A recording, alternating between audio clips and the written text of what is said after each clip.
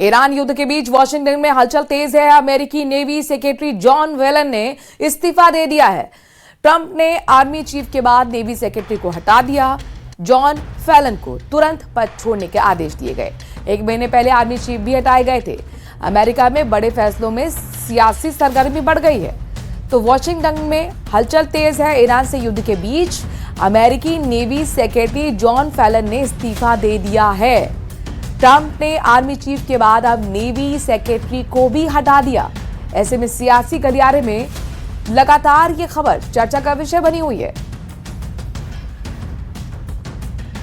आपको बता दें कि हॉर्मुज में नाकेबंदी की हुई है, नेवी ब्लॉकेट किया हुआ है, और इस बीच जॉन फेलन का तुरंत पद छोड़ने के लिए आदेश देना, उनका इस्तीफा लेना, ये बहुत बड़े संकेत दे रहा है। इससे पहले ट्रंप ने आर्मी चीफ को भी हटाया था और अब नेवी सेक्रेटरी को भी हटा दिया गया है। एक महीने के अंदर ये दो बड़े फैसले जो कुल मिलाकर सियासत में एक बड़ी चर्चा का विषय अमेरिका के अंदर बने हुए हैं। ईरान से युद्ध के बीच में पहले आर्मी चीफ को हटाना और फिर नेवी सेक्रेटरी को हटाना।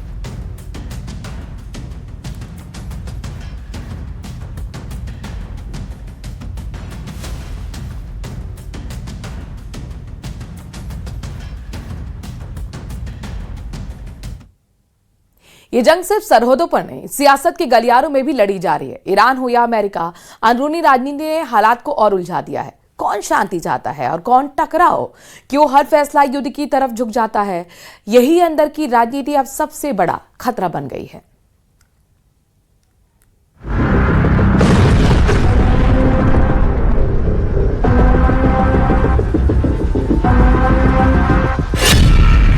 अंदरूनी राजनीति से और भड़की जंग। ईरान और अमेरिका में सियासी टकराव तेज। क्या पॉलिटिक्स रोक रही है समझौते की राह? जब शांति है चाबी तो सियासत क्यों हावी?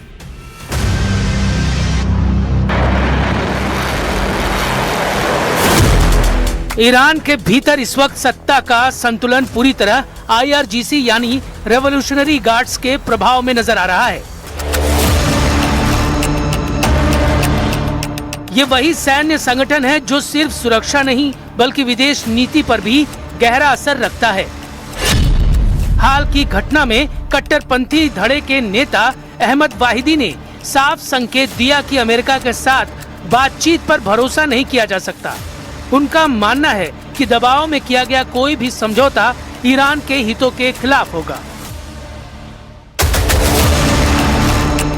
यही वजह है कि जब कूटनीतिक रास्ता खुल रहा था तब भी अंदर से विरोध की आवाजें उसे कमजोर कर रही थी। IRGC का रुख सिर्फ बातचीत के खिलाफ नहीं बल्कि आक्रामक रणनीति के पक्ष में भी दिखाई देता है। कासिम सुलेमानी की 2020 में हुई हत्या के बाद से ही ईरान के अंदर बदले की भावना एक बड़ा राजनीतिक मुद्दा बनी हुई है। सीज फायर के दौरान भी IRGC से जुड़े कई बयानों में ये साफ कहा गया कि सुलेमानी का बदला लिया जाएगा।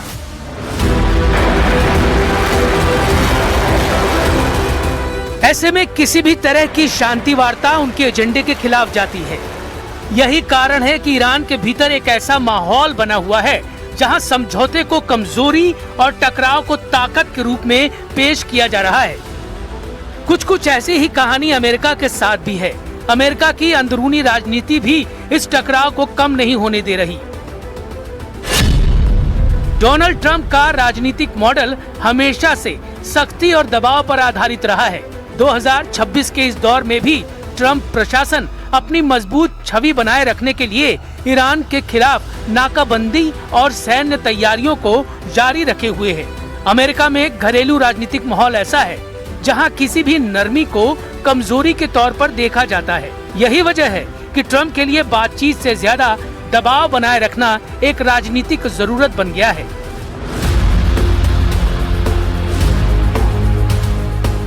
यही अंदरूनी राजनीति इस पूरे संकट को और जटिल बना रही है। एक तरफ ईरान में कट्टरपंथी ताकतें बातचीत को रोक रही हैं, तो दूसरी तरफ अमेरिका में सख्त रुख अपनाना राजनीतिक मजबूरी बन चुका है। ऐसे में दोनों देशों के नेता अपने अपने घरेलू दर्शकों को संदेश देने में लगे हैं, जिससे अंतर्राष्ट्रीय कूटनीति पीछे छूटती जा रही है। नतीजा यह है कि हर फैसला शांति की बजाय टकराव की तरफ झुकता नजर आता है। जब तक ये अंदरूनी राजनीतिक दबाव कम नहीं होगा तब सीज फायर बढ़ गया है, लेकिन क्या ये शांति है या तूफान के पहरे की खामोशी? अमेरिका ने ईरान को वक्त तो दे दिया है, लेकिन दबाव अब भी बरकरार है। अगर ये बातचीत फेल हुई तो एक बार फिर युद्ध भड़का तो सिर्फ पश्चिम एशिया ही नहीं, भारत तक इसकी आंच पहुंच जाएगी। तेल से लेकर ट्रेड, सुरक्षा से लेकर रणनीति तक सब कुछ दांव पर होगा।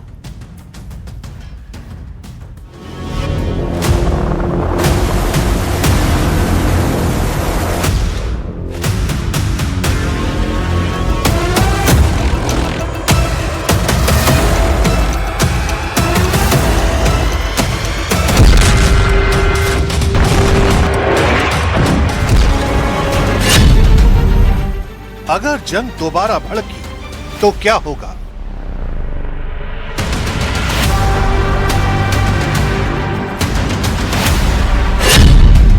क्या दुनिया एक और जंग के लिए तैयार है?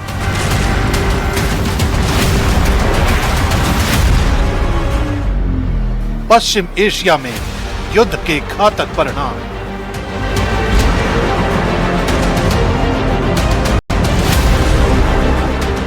सीज फायर का बढ़ना पहली नजर में राहत की खबर लगती है, लेकिन असल कहानी इसके पीछे छिपे तनाव की है। अमेरिका ने साफ कर दिया है कि ये कोई स्थायी समाधान नहीं है, बल्कि एक अस्थायी ब्रेक है। ईरान पर दबाव जारी है और उसकी हर गतिविधि पर नजर रखी जा रही है।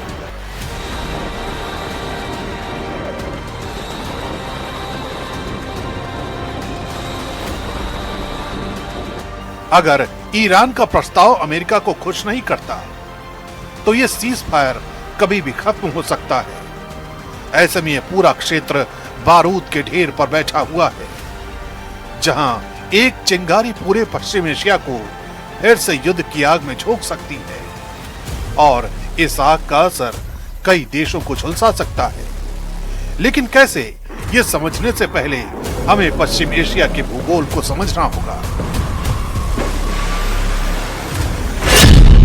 पश्चिम एशिया एशिया महाद्वीप का वो अहम हिस्सा है जिसे आमतौर पर मिडिल ईस्ट कहा जाता है और जो दुनिया की राजनीति और अर्थव्यवस्था का केंद्र बना हुआ है। ये क्षेत्र यूरोप, अफ्रीका, मध्य एशिया और दक्षिण एशिया के बीच एक रणनीतिक पुल की तरह काम करता है। इसलिए यहाँ की हर हलचल वैश्विक असर पैदा करती है।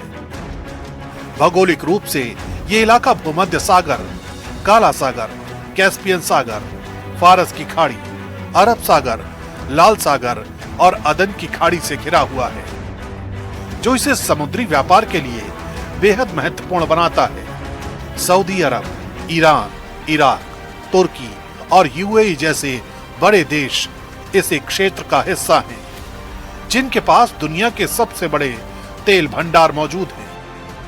यही वजह है कि पश्चिम एशिया सिर्फ एक भौगोलिक क्षेत्र नहीं, बल्कि ऊर्जा व्यापार और वैश्विक शक्ति संतुलन का सबसे बड़ा केंद्र माना जाता है। और अगर यहाँ दोबारा युद्ध भड़कता है तो सबसे बड़ा झटका ऊर्जा सेक्टर को लगेगा और इसके असर से कोई भी देश अछूता नहीं रहेगा।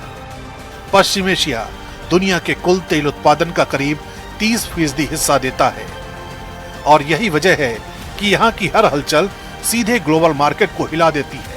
भारत अपनी करीब 85% तेल जरूरत आयात के जरिए पूरी करता है, जिसमें से 50% से ज्यादा हिस्सेदारी इस क्षेत्र से आती है। जैसे ही तनाव बढ़ता है, कच्चे तेल की कीमतों में उछाल आता है, जो तुरंत पेट्रोल और डीजल के दामों में दिखाई देता है। इसका असर सिर्फ ट्रांसपोर्ट तक सीमित नहीं रहता, बल्कि खाने पीने से लेकर रोजमर्रा की हर चीज महंगी होने लगती है।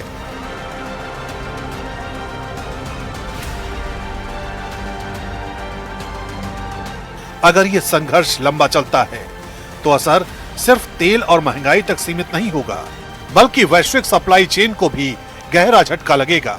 पश्चिम एशिया से गुजरने वाले समुद्री रास्ते, खासकर हॉर्मुज, दुनिया के सबसे अहम ट्रेड रूट्स में गिना जाता है। यहाँ से रोजाना लाखों बैरल तेल और भारी मात्रा में सामान दुनिया के अलग अलग देशों तक पहुँचता है। जैसे ही युद्ध का खतरा बढ़ता है, शिपिंग कंपनियां अपने रूट बदलने लगती हैं या बीमा प्रीमियम बढ़ा देती हैं, जिससे ट्रांसपोर्टेशन की लागत कई गुना बढ़ जाती है। भारत के लिए यह सीधा असर निर्यात और आयात दोनों पर डालता है। इलेक्ट्रॉनिक्स, उर्वरक और खाद्य तेल जैसे जरूरी सामान महंगे हो सकते हैं। अगर हालात और बिगड़े तो ये वैश्विक मंदी की आहट भी बन सकता है, जिसका असर हर घर तक महसूस होगा। सुरक्षा के लिहाज से भी ये संघर्ष भारत के लिए चिंता का विषय बन सकता है। पश्चिम एशिया में लाखों भारतीय काम करते हैं और युद्ध की स्थिति में उनकी सुरक्षा सबसे बड़ी चुनौती बन जाती है। पहले भी ऐसे हालात में भारत को बड़े स्तर पर अपने नागरिकों को निकालना पड़ा है। इसके अलावा आतंकी गतिविधियों के बढ़ने का खतरा भी रहता है, जो क्षेत्रीय स्थिरता को और कमजोर कर सकता है।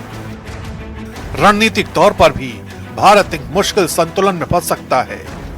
एक तरफ अमेरिका और इजराइल के साथ उसके मजबूत रिश्ते हैं, तो दूसरी तरफ ईरान के साथ भी महत्वपूर्ण कनेक्शन है, खासकर ऊर्जा और कनेक्टिविटी के मामले में।